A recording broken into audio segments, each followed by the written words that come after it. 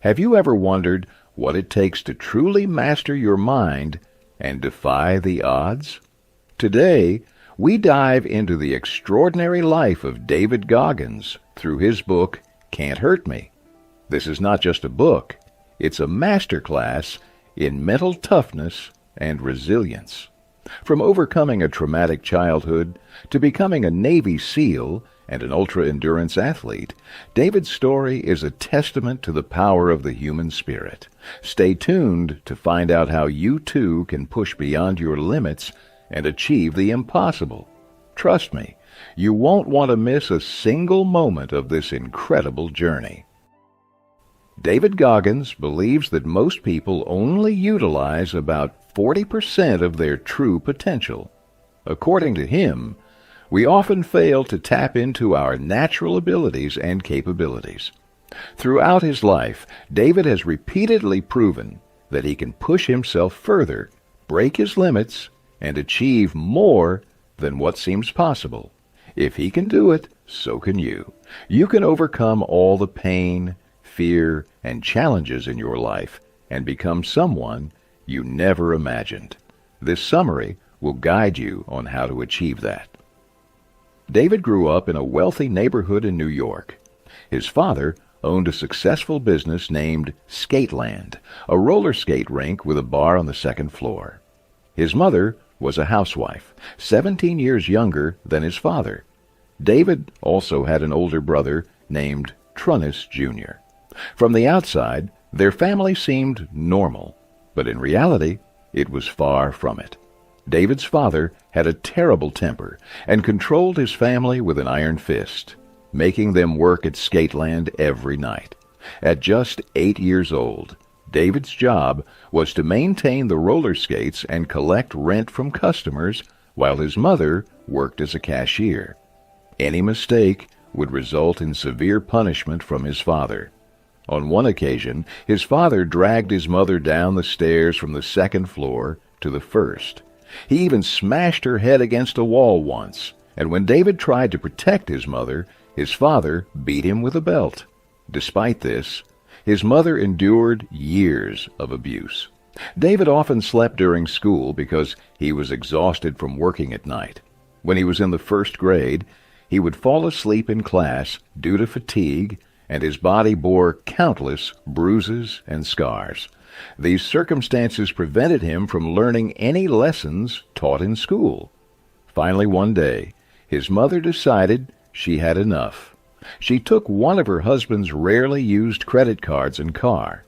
During breakfast, she announced that she was leaving.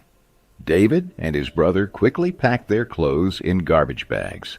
Their father insulted and berated their mother, but she had made up her mind. David and his mother moved to Indiana, where his grandparents lived, to start a new life. Though he was in the second grade, David still couldn't read or write. However, he was fortunate to have a teacher who spent extra time with him. This teacher, a strict but caring nun named Sister Catherine, taught him to read and write by the end of the year. Sister Catherine also taught David about human nature.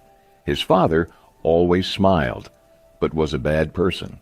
On the other hand, Sister Catherine never smiled, but was a good person who helped David a lot. In the third grade, David encountered new challenges as students were required to write in cursive. He had just started writing and reading in capital letters and struggled with cursive writing, causing him more academic difficulties. David's older brother couldn't adjust to life in Indiana and returned to work at Skateland with their abusive father. Meanwhile, David and his mother moved into public housing, paying $7 and receiving government assistance for food and other needs.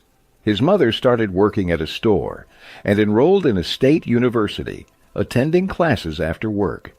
David was the only black student in his school and, academically, the weakest. His teacher enrolled him in a special program in the third grade, suspecting he had ADHD, a condition affecting attention and behavior control. Instead of helping him more, his teacher often sent him out of the classroom, causing David to develop stress and social anxiety, making him fearful of people and crowds. Truth hurts. Since David couldn't grasp the lessons in school, he resorted to cheating. He passed from elementary school to high school by cheating. During his teenage years, he was filled with anger. His high school had 12,000 students, and only 5 of them were black. David faced a lot of discrimination and was often called derogatory names, which fueled his anger. One time, David and his cousin were walking down the street when a car passed by. A white boy in the car yelled out racial slurs at them. David and his cousin ignored it, but a few moments later, the car stopped. The boy got out and pointed a gun at David's head. David was terrified, but did nothing. After a few tense moments, the boy got back into the car and drove away. David was furious because the people insulting him didn't even know him. They had no idea who he was as a person. He had never wronged them, yet they wanted to hurt him and even wished he was dead. By his junior year, David was so fed up with everything that he started to act out, doing exactly what people expected him to do. He began wearing baggy clothes and had an unusual hairstyle. His grandfather had given him a second-hand car for his birthday.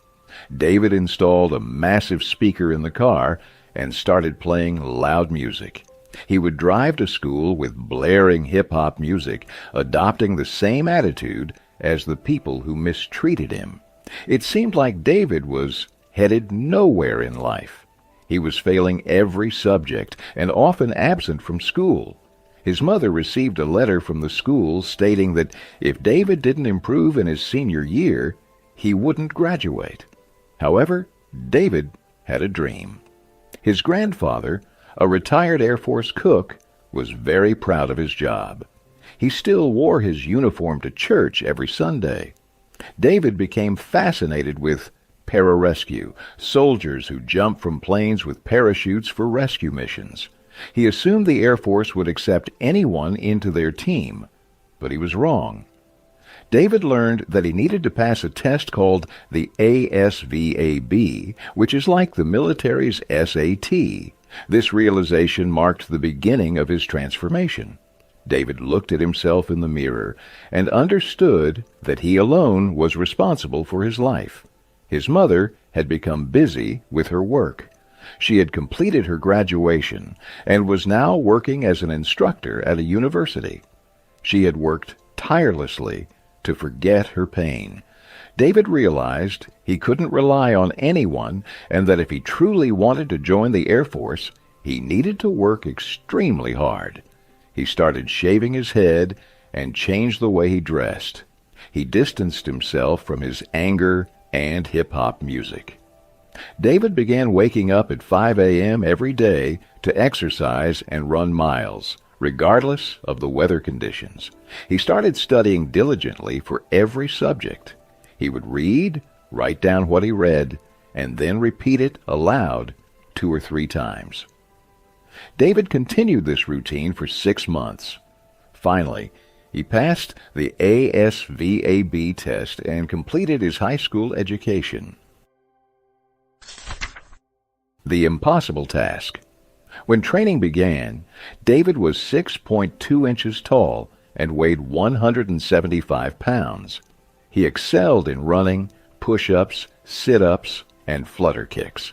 However, swimming was a crucial skill for pararescue, and David was not proficient in it. Due to financial constraints, his mother could never afford swimming lessons for him. David had to undergo several water exercises during the training. The instructors tested their confidence underwater, as rescue missions often required soldiers to jump into the ocean.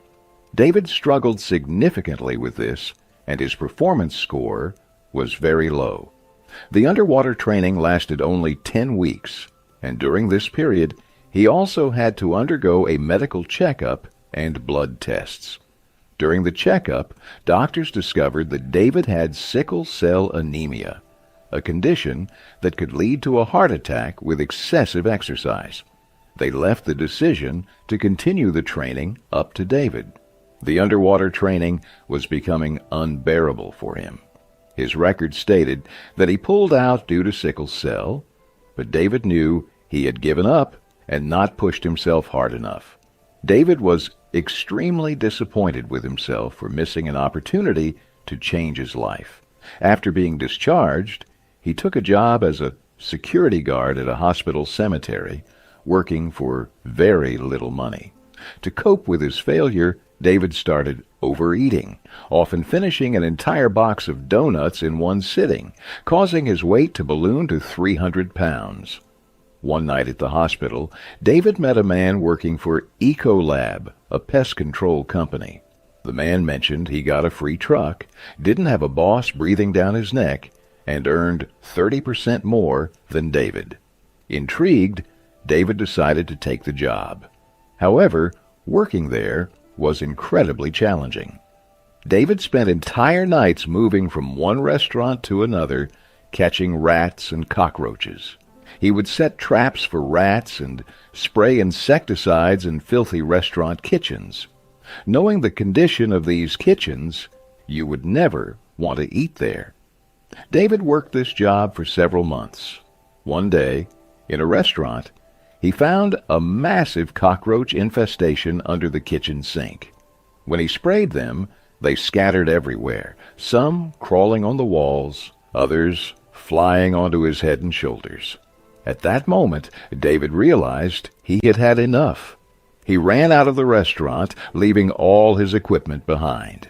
When he got home, the first thing he did was take a long, hot shower.